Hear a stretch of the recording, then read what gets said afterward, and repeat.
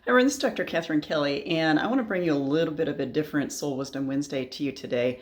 There are lots of things I do. Obviously, I've been working in the mental health world for about 36 years. I've been doing soul work for probably, I don't even know how many. Been doing a lot of spiritual work with folks for a very long time. As far as the soul sessions and the soul healing sessions, that's been several years as well. One of the things I did not train to do or did not ask to do was basically hear spirits. Now, I don't know anybody who actually asks to, but it can happen for a lot of people who are very open or very in tune with the spiritual world. And the reason I'm standing here is I want to point my camera up here and show you this fire alarm right above here, because this is going to be part of this story that I think will help you understand some things and help you understand why I live in my world and how my world goes for me.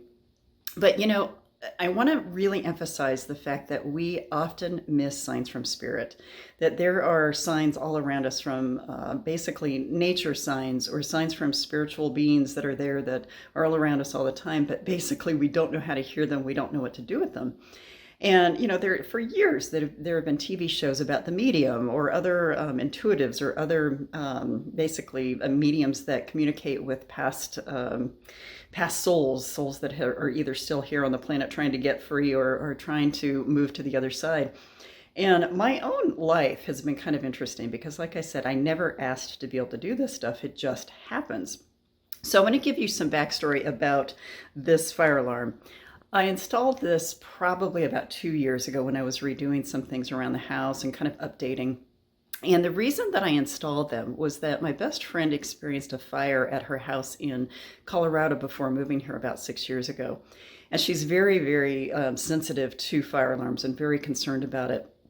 And basically what had happened, she had just moved into this house that she had built. She had some workmen coming and they were installing some really beautiful wooden beams in the ceiling above her kitchen, and they came and stained it one day, and these workers left these stained rags in a trash can in her garage with wood chips, and they spontaneously combusted overnight, and she wakes up to a fire alarm. And so ever since this time, and thank goodness for fire alarms, by the way, but ever since that time, she's been very, very sensitive and concerned about fire. And so I added some fire alarms around here to help her feel more comfortable, not only about me, but also about her when she comes to visit. Now, soon after she moved here, I visited her in her new home, which she also had built, and I had helped her move here. And one of the things that had happened, I think it was the first or the second trip, is that her grandfather showed up. He's been gone. I never knew him. I met her when I was 14. He was gone several years before that. But he showed up in the middle of the night and he showed me what he looked like. He had some messages for her. And I basically, the next morning, said, "Hey, did your grandfather look like this, this, and this?" And she's like, "Yes, why?" And I said, "Well, we had a visitor last night." And I told her the messages, and she says, "Oh my gosh, this makes sense." And she starts crying because he also said that he's there to look out for her and he's doing everything he can to kind of help her through life. And and she said that was so perfect because that's exactly who he was growing up for her. He was the protector for her. Well, the reason I'm sharing all this now and showing you this fire alarm is that a few Sundays ago, Stacy and I talk on every Sunday. This is how one of the ways we've maintained our relationship is we just talk every week, and it's usually an hour, hour and a half conversation. We talk about everything and nothing, and it's just a beautiful kind of connection. And so she had just called for the evening, and I was sitting in the living room on the sofa, and literally within a minute, this fire alarm goes off. And I'm thinking, oh gosh, okay, I must need a new battery. And I'm walking to the fire alarm. And as soon as I get to this doorway, I said, "Oh, that must be your grandfather." And I was just kind of joking. And sure enough, the fire alarm goes off. And again, I didn't put two and two together, but at the moment I thought, okay, I need to get a new battery and I'll make sure I get that done in the next couple days. Excuse me. And basically that night, we hung up, Stacey and I hung up. I was in there brushing my teeth to go to bed, and his name came into my mind. His name was Jess, although Jesse was the name that came to my mind.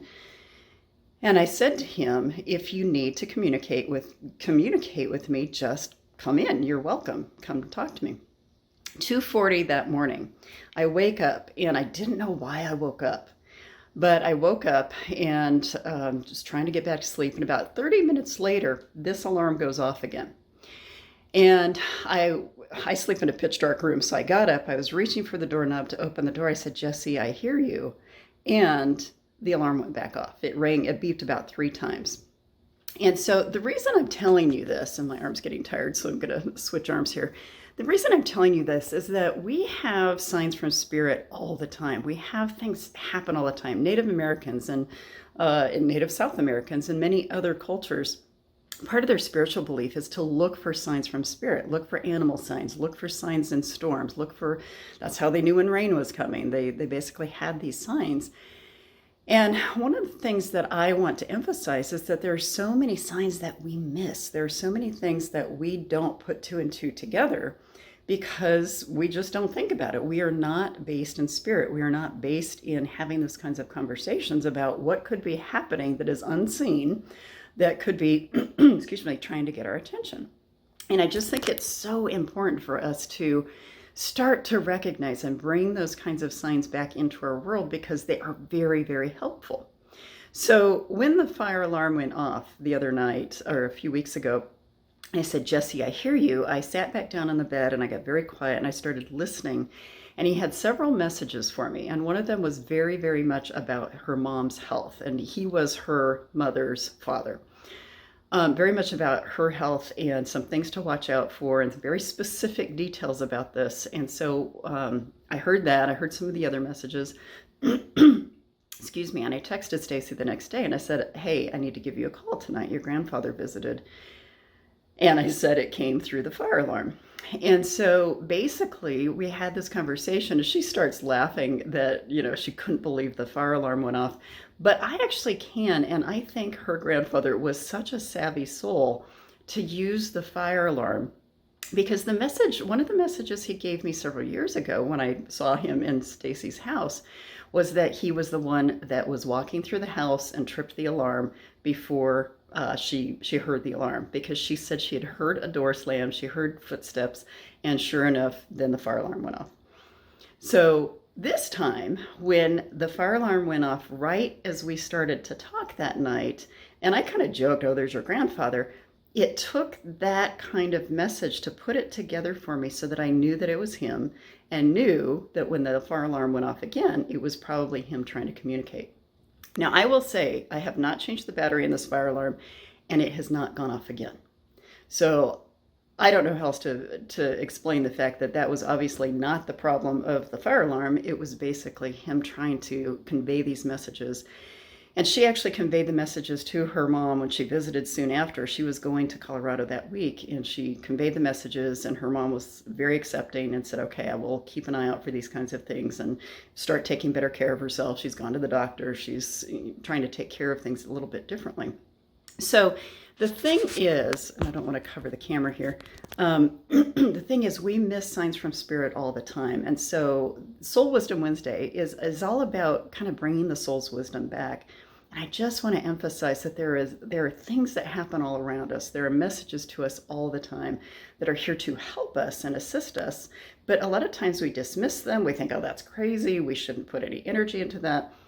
But I'll tell you, this stuff happens, and I hear these messages left and right. And when I do intuitive work, a lot of times names will come in or information about whether it's a symbol or something will come in, and I will be able to help people understand that it is an ancestor or someone else that's trying to convey information to them.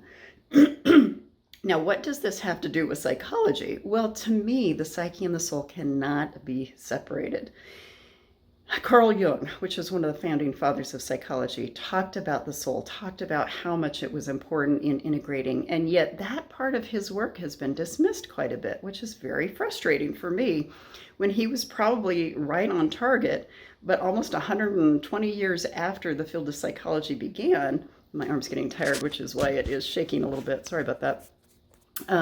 Which is why after about 120 years of the field, it's like we still haven't returned to the soul. We still haven't returned to the fact that, to me, the most important part of us, sorry about that, the most important part of us is still being dismissed. So the soul work I do, the soul energy healing, all of that, all of those different layers, we will not get to the deepest levels of healing unless we start to listen to ourselves, listen to signs from spirit, and put it all together. So I just want to let you know you're not crazy if you have these signs from spirit come, but that basically there's stuff happening all around us all the time if we just knew how to listen to it. And so I want to really encourage you to think about, gosh, what are some of the signs that I see? What are some of the signals from past souls? What are some of the signals about life that happen all around you that you're supposed to listen to and heed, and see how you can integrate that into your life? Because I'll tell you, these fire alarms have not gone off once since I installed them a couple of years ago, other than those 2 times within that 24-hour period of time. And I know it had nothing to do with fire. So anyway, spend some time thinking about what you're missing. Spend some time thinking about, are there symbols or situations that are trying to speak to you that need to be heard? So welcome to my world. This is some of the stuff that happens in my world. I know I'm not crazy. I know that this is all valid. It's just one of those things where I also know how to integrate it and feel like I can do something with it. So think about it. I would love to hear about your stories, and I hope you have a great day. Bye-bye.